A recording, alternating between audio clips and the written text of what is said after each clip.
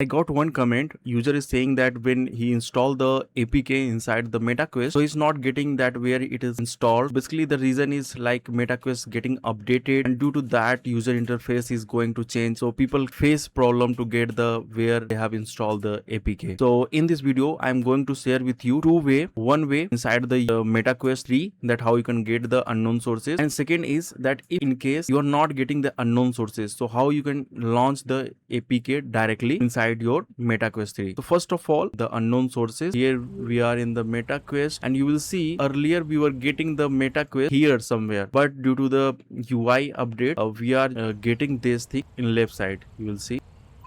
So whenever you are going to click here you can see unknown sources. So unknown sources means whatever APK you have installed, uh, or you can call it side load, you will get all the APK there. So that is one case. But let's suppose you are not getting unknown sources because due to the update in the UI user interface. So what you have to do, you have to use the MetaQuest Developer Hub. So make sure you have installed the MetaQuest Developer Hub, and it really great help because as a developer you have to use the MetaQuest Developer Hub, and make sure that your MetaQuest is connected, and make sure that you have installed your APK. And whenever you have installed the APK and your MetaQuest is opened, so you have to just click the launch application, and after the launch application you will be able to see your application directly in the MetaQuest device. This is the thing if you are not able to get the unknown sources, and sometimes it really create the problem because due to the UI updates we are not able to see the unknown sources. So it really help us as a developer,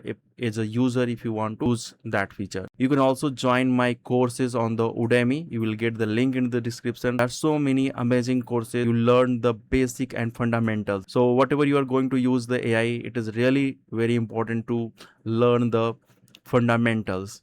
So bye bye, take care.